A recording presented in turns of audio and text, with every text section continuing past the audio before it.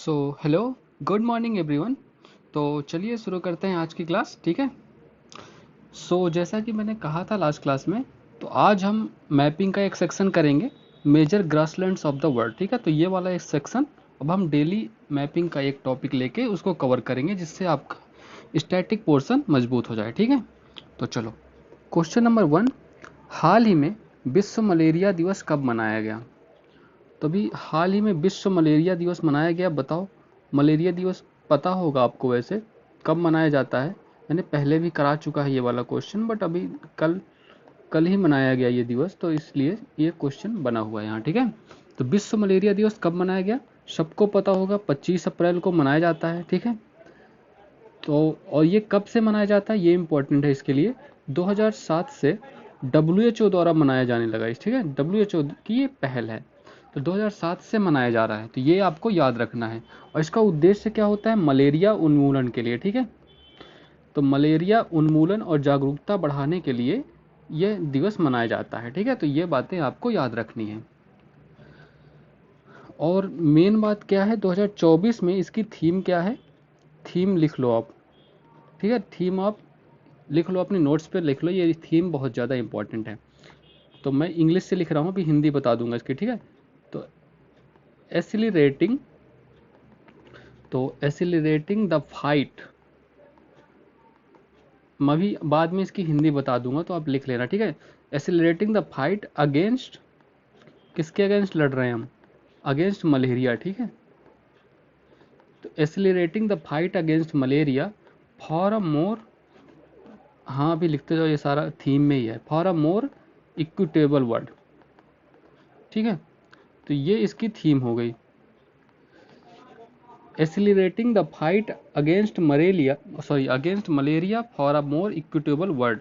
इसकी हिंदी क्या होगी? एसिलरेटिंग द फाइट मतलब लड़ाई को तेज करना है मलेरिया के खिलाफ, फॉर न्याय संगत दुनिया के लिए, ठीक है। तो इक्विटेबल वर्ल्ड मतलब न्याय संगत दुनिया के लिए मलेरिया के खिलाफ लड़ाई हमें तेज करनी है, ठीक है। तो ये इसकी थीम हो गई, ये आप नोट कर लेना कॉपी में, बहुत ज़्यादा इंपॉर्टेंट है।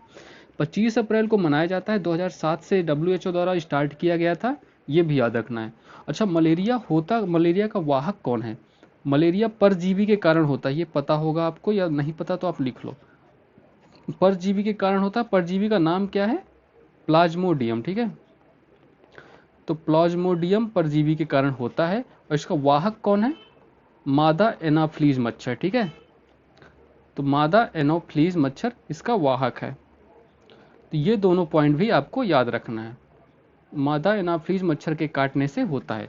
अभी ये जो मौसम चल रहा है ना, मलेरिया का ही मौसम चल रहा है धीरे धीरे, और इस समय मच्छरों से आपको बच कर रखना है, मच्छरदानी वगैरह या आप जो भी यूज करते हो मच्छरों से बचने के लिए, वो यूज करना है आपको, ठीक है।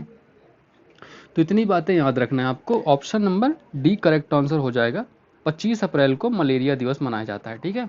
चलो नेक्स्ट, राष्ट्रीय समुद्री दिवस कब मनाया जाता है? 5 अप्रैल को, ठीक है। ये क्वेश्चन तो आपको रट गए होंगे सारे। विश्व स्वास्थ्य दिवस 7 अप्रैल को, ठीक है। WHO की स्थापना इसी दिन हुई थी, ये तो पता होगा ना। चलो, होम्योपैथी दिवस कब मनाया जाता है? 10 अप्रैल को, ठीक है। होम्योपैथी दिवस 10 अप्रैल, जलियांवाला बाग हत्याकांड 13 अप्रैल। तो राष्ट्रीय समुद्री दिवस 5 अप्रैल, विश्व स्वास्थ्य दिवस 7 अप्रैल, होम्योपैथी दिवस 10 अप्रैल, जलियांवाला बाग हत्याकांड 13 अप्रैल, ठीक है।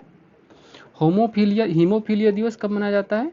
17 अप्रैल को, ठीक है। हीमोफीलिया 17 अप्रैल। पंचायती राज दिवस 24 अप्रैल, ये भी अभी हाल ही में मनाया गया। सिविल सेवा दिवस कब मनाया जाता है? 21 अप्रैल, ठीक है। और आयुष्मान भारत दिवस कब मनाया जाता है? ये भी आने वाला है, 30 अप्रैल को मनाया जाता है, ठीक है। तो हीमोफीलिया दिवस 17 अप्रैल, पंचायती राज दिवस 24 अप्रैल, सिविल सेवा दिवस 21 अप्रैल, आयुष्मान भारत दिवस 30 अप्रैल, ठीक है। चलो नेक्स्ट क्वेश्चन, हाल ही में किस रोग के लिए नए टीके यूबीसोल एस को विश्व स्वास्थ्य संगठन द्वारा अर्हता प्रदान की गई? कौन सा टीका है यूबीसोल एस? ये किस रोग के लिए WHO द्वारा विकसित किया गया? पहली बात तो WHO द्वारा विकसित किया गया, ठीक है, ये अर्हता प्रदान की गई, और ये हैजा के लिए टीका बनाया गया है, ठीक है, हैजा, ठीक है। तो हैजा आपको समझते हैं ना, ठीक है।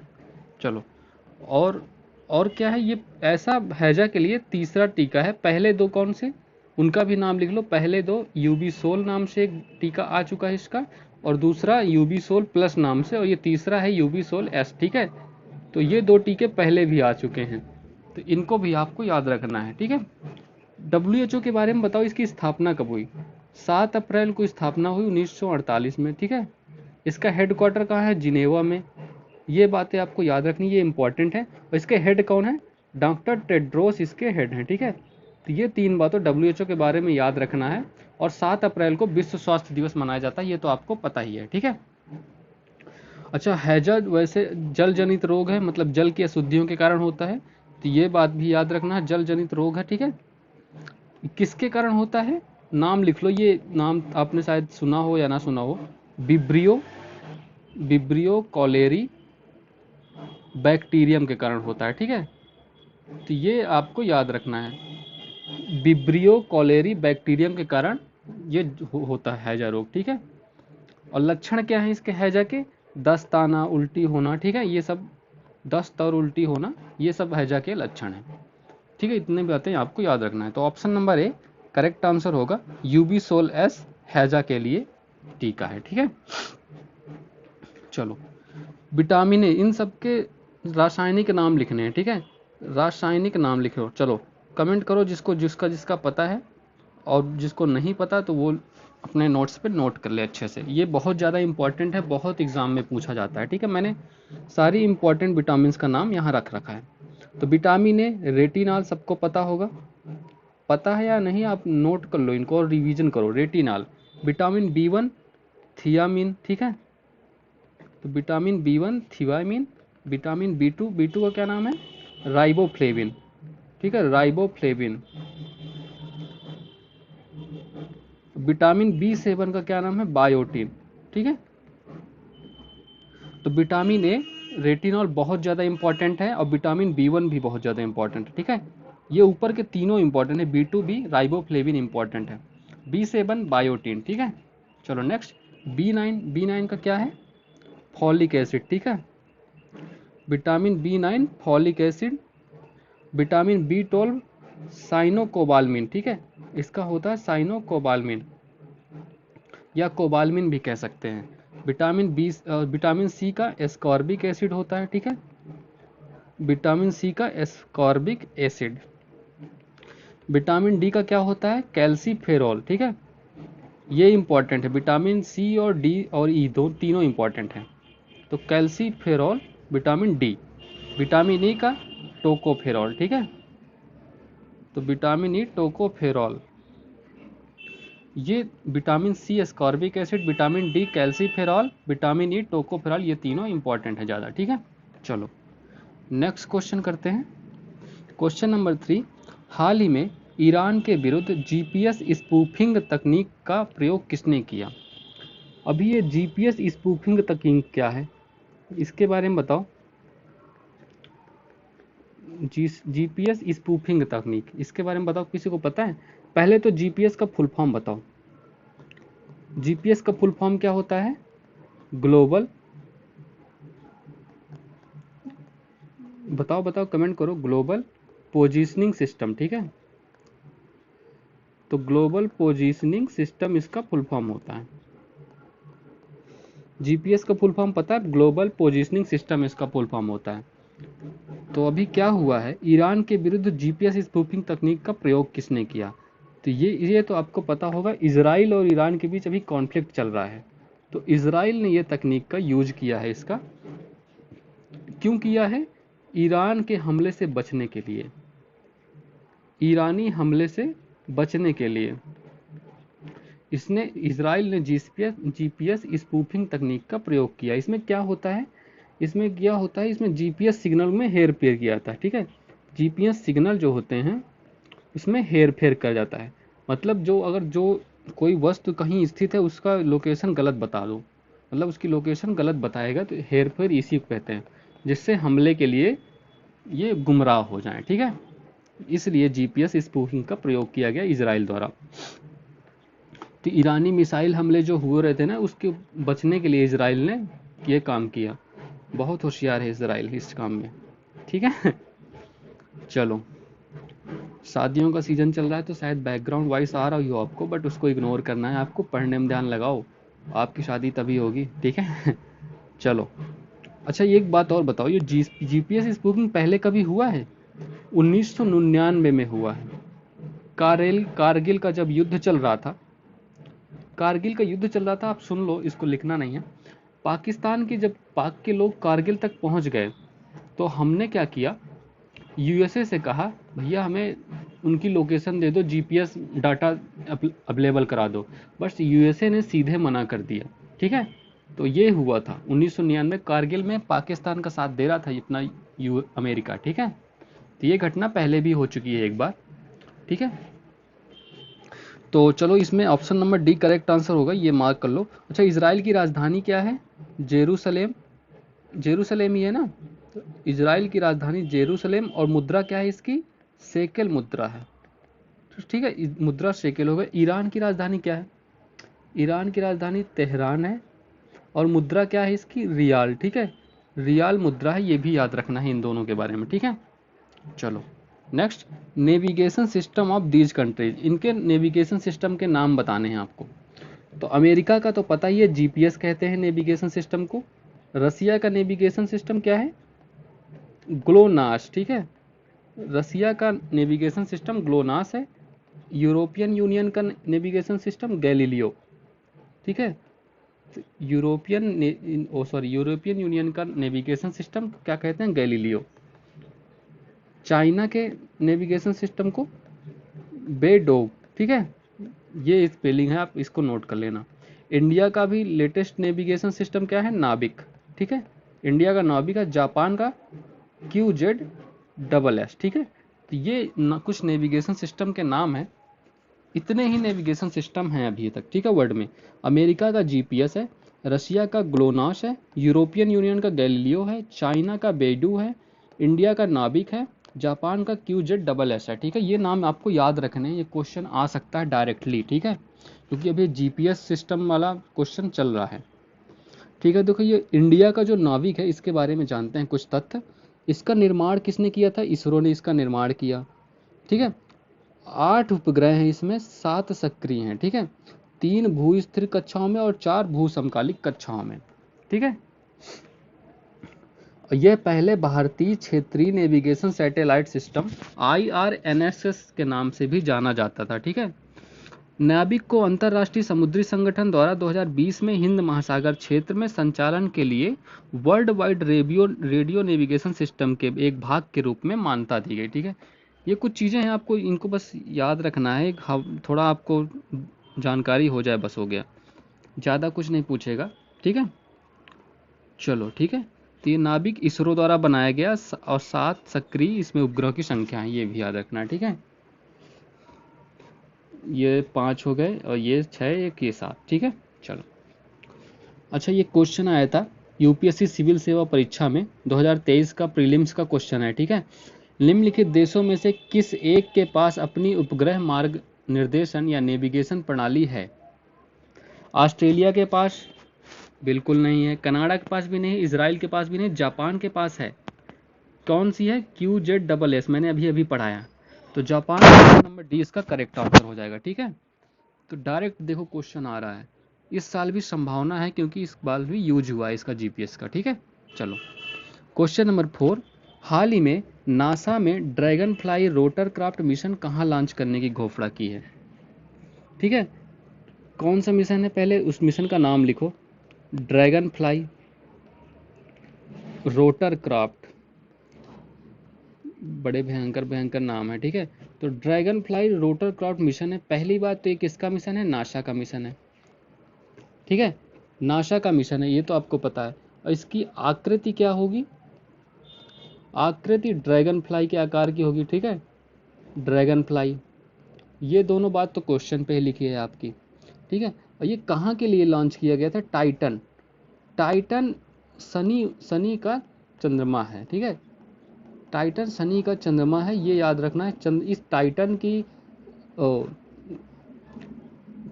के लिए ये लॉन्च किया गया है, ठीक है, टाइटन की बारे में जानकारी इकट्ठा करने के लिए, ये याद रखना है आपको, ठीक है। और ये कब लॉन्च किया जाएगा? 2028 में लॉन्च किया जाएगा, ठीक है। तो 2028 में लॉन्च करने की इसने घोषणा कर दी है अभी यूएसए के नासा ने, ठीक है। तो ऑप्शन नंबर 1 करेक्ट आंसर हो जाएगा। Dragon fly rotorcraft mission Titan के लिए है, नासा का, ठीक है। अच्छा, फोबोस और डिमोस समझते हो आप? फोबोस और डिमोस ये मंगल के 2 चंद्रमा हैं, ठीक है। मंगल के उपग्रह हैं या चंद्रमा हैं, ठीक है। ये भी याद रखना है। गैनीमेड किसका है? ये बृहस्पति ग्रह का उपग्रह है, ठीक है। तो बृहस्पति का उपग्रह गैनीमेड है, ठीक है। ये भी आपको याद रखना है। तो हाल ही में नासा ने ड्रैगन फ्लाई रोटरक्राफ्ट मिशन का लॉन्च टाइटन के लिए किया, ठीक है। चलो नेक्स्ट, चंद्रयान 3 किस रॉकेट से लॉन्च किया गया? बताओ भाई, कितनी बार करा चुका हूँ। LBM 3 M4, ठीक है। ये चंद्रयान 3 का रॉकेट है। आदित्य L1 किससे लॉन्च किया गया? PSLV C57 से, ठीक है। NBS 01 किससे लॉन्च किया गया? GSLV F12 से, ठीक है। तो ये बातें आपको याद रखनी। Chandrayaan 3, LBM 3 M4, Aditya L1 PSLV C57, NBS 01 GSLV F12, ठीक है। इनसाइट 3DS इसके बारे में बताओ। इनसाइट 3DS GSLV, तो GSLV F14 से इनसाइट 3DS लॉन्च किया गया। एक्सपोसैट PSLV C58 से, ठीक है। तो ये आपको याद रखने, ये सारे इंपॉर्टेंट हैं, सारे क्वेश्चन एग्जाम में आने वाले हैं। तो insight 3DS GSLV F14, XPoSat PSLV C58, ठीक है। चलो नेक्स्ट क्वेश्चन, क्या हो गया? चलो, सबसे बड़ा मंदिर महोत्सव त्रिशूरपुरम 2024 कहाँ मनाया गया? तो भी त्रिशूरपुरम महोत्सव का आयोजन किया गया। तो ये कहाँ मनाया गया? ये इतना ही इंपॉर्टेंट है इसका, कहाँ आयोजन हुआ इसका। तो सबसे इंपॉर्टेंट बात, केरल में इसका आयोजन हुआ। और कब आयोजन किया था? मेडन महीना। मेडम महीना, मेडम को क्या कहते हैं? मेडम को ही मलयालम कहते हैं, ठीक है। मलयालम महीने में मनाया जाता है। इसकी फोटो दिखा देता हूँ पहले आपको। ये देखो, कुछ ऐसा त्यौहार होता है, इस प्रकार से केरल के लोग इसको सेलिब्रेट करते हैं, ठीक है। ये पता नहीं क्या है, मतलब छाते टाइप का कुछ लग रहा है, मुझे तो समझ नहीं है। अगर आप लोग कोई केरल से बिलोंग करते हो तो ये आप समझ पा रहे होगे, ठीक है, कैसे होता है। तो ये त्रिशूरपुरम महोत्सव है, ठीक है। इसका नाम है त्रिशूरपुरम केरल, ठीक है। तो ये आपको याद रखना है, त्रिशूरपुरम, और त्रिशूर शहर में मनाया जाता है, ये भी याद रखना है इसको, ठीक है। और ये एक क्वेश्चन में लिखा मंदिर महोत्सव है, ठीक है। मंदिर महोत्सव है, ठीक है। इसके बारे में इतनी बातें इंपॉर्टेंट है, केरल का महोत्सव है। तो option number C correct answer है, इसको मार्क कर लेना, ठीक है। चलो ठीक है। पुथुंडू महोत्सव कहाँ का मनाया जाता है? पुथुंडू महोत्सव बताओ। तमिलनाडु, पुथुंडू, ठीक है। बोनालू तेलंगाना। मेदराम यात्रा, ये भी तेलंगाना। तेलंगाना का एक और त्यौहार है, क्या है? बथुकम्बा, ये भी बहुत इंपॉर्टेंट त्यौहार है, बथुकम्बा, ठीक है। ओणम त्यौहार कहाँ का है? केरल का है ओणम। कम्बाला कर्नाटक, ठीक है। तो पुथुंडू तमिलनाडु, बोनालू तेलंगाना, मेदराम यात्रा तेलंगाना, ओणम केरल, कम्बाला कर्नाटका, ठीक है। ये सब भी आपको याद रखना है। चलो, तो मैंने आपसे कहा था मैं आज मैपिंग कराऊंगा एक टॉपिक, ठीक है। आज तो हम major grasslands of the world करेंगे, ठीक है। तो चलो नॉर्थ अमेरिका से स्टार्ट करते हैं, यूएसए में। यहाँ पे एक ग्रासलैंड है, उसको क्या कहते हैं? प्रेरीज, ठीक है। इसका नाम प्रेरीज है। वेनेजुएला, यहाँ पे एक ग्रासलैंड है, उसको क्या कहते हैं? लानोस, ठीक है। ये बहुत ज़्यादा इंपॉर्टेंट है, ये एग्जाम में सीधे पूछे जाएंगे आपसे, फिर मत कहना। ब्राज़ील में कौन सा है? कंपोज, ठीक है। तो ब्राज़ील में कंपोज, वेनेजुएला में लानोज, और यूएसए नॉर्थ अमेरिका में प्रेरीज, और ब्राज़ील में कंपोज, ठीक है। ये 3 याद कर लो। और अर्जेंटीना, यहाँ पे एक क्या है? यहाँ पे अर्जेंटीना में पंपाज। तो ये 4 ग्रासलैंड, ये आपको अमेरिका में याद रखना है। नॉर्थ अमेरिका में प्रेरीज हो गया, और लॉनोस, कंपोज और पंपाज। इनका क्रम भी याद रखना है, आपको क्रम पूछ लेता है कई बार एग्जाम में, ठीक है। आपको मतलब सही क्रम में लगाने को लोग पूछ लेगा या क्रम बताने को कहेगा। तो ये 4 इंपॉर्टेंट हैं अमेरिका के लिए, चारों का नाम आपको याद ही रखना है, कोई ऑप्शन नहीं है और, ठीक है। चलो नेक्स्ट करते हैं, ईस्ट अफ्रीका। यहाँ सवाना है, ठीक है, इसको क्या कहते हैं, सवाना। तो सवाना ईस्ट अफ्रीका में। और इस साउथ अफ्रीका में क्या है, ये बहुत इंपॉर्टेंट है, इसका नाम क्या है, वेल्ड। तो साउथ अफ्रीका में बेल्ट हो गया, ठीक है। तो सवाना और बेल्ट, ये इतनी बातें याद हो गई इस अफ्रीका का। और यहाँ पे हंगरी है, ठीक है। हंगरी में कौन सा है, हंगरी का बताओ जल्दी, बताओ बताओ, आपको पता होगा हंगरी का, पुछताछ कहते हैं, ठीक है। तो हंगरी में पुछताछ ग्रासलैंड है, ये भी याद रखना है आपको, ठीक है। और ये यूरोप और एशिया में इनको क्या कहते हैं, स्टेपी। आपने बहुत नाम सुना होगा इनको, इनका नाम क्या है, स्टेपी, ठीक है। तो सब हो गया। अच्छा, ऑस्ट्रेलिया का बचा है। ऑस्ट्रेलिया के घास के मैदान को क्या कहते हैं, डाउन्स कहते हैं, ठीक है। तो ऑस्ट्रेलिया के घास के मैदान को डाउन्स कहते हैं। अच्छा, ये है क्या, ये न्यूजीलैंड है, ठीक है अपना, ये न्यूजीलैंड है, यहाँ भी घास के मैदान होते हैं, उनको क्या कहते हैं, कैंटबेरी, ठीक है, कैंटरबरी। तो ये भी आपको याद रखना है। तो मैंने सारे इंपॉर्टेंट करा दिए। अब देख लो, आपको फिर से रिवाइज करा रहा हूँ, ध्यान से सुन लो और मार्क कर लो और कॉपी में लिख लो अपनी। यूएसए में प्रेरीज हैं, वेनेजुएला लॉनोस, ब्राज़ील कंपोस, अर्जेंटीना पंपाज, ठीक है। ईस्ट अफ्रीका में शवाना, साउथ अफ्रीका में वेल्ड, हंगरी में पुस्ताज, और एशिया और यूरोप का ये इलाका जो है ना, इसको स्टेफीज कहते हैं, ठीक है। ऑस्ट्रेलिया के घास में के मैदान को डाउन्स कहते हैं, और न्यूजीलैंड के घास के मैदान को कैंटबरी कहते हैं, ठीक है। तो सारे कंफर्म हो गए ना, कितने कितने करा दिए मैंने, 1 2 3 4 5 6 7 8 9 10, ये 10 घास के मैदान है, 10 बहुत ज़्यादा इंपॉर्टेंट है, आपके एग्जाम में सीधे पूछ लेगा ऑस्ट्रेलिया में घास के मैदान को क्या कहते हैं, ठीक है, बताना होगा आपको। चलो इसका स्क्रीनशॉट भी ले लो अगर चाहिए आपको, ठीक है। चलो ये मैंने लिख भी दिया, देखो, steppe Europe and North Asia, pusztas Hungary, prairies USA, pampas Argentina, veld South Africa, downs Australia, Canterbury New Zealand, savanna Africa and Australia में पिया, टैगा यूरोप एंड एशिया में टैगा भी पाए जाते हैं, ठीक है, टैगा यहाँ ऊपर पाए जाते हैं, ठीक है। चलो, so that's all for this class. I think मतलब आपको ये अप्रोच अच्छी लगी होगी, आपका स्टैटिक जी के साथ साथ मजबूत हो जाएगा, जिससे आपको एग्ज़ाम में बहुत आसानी होगी, ठीक है। तो चलिए, have a good day and thank you everyone.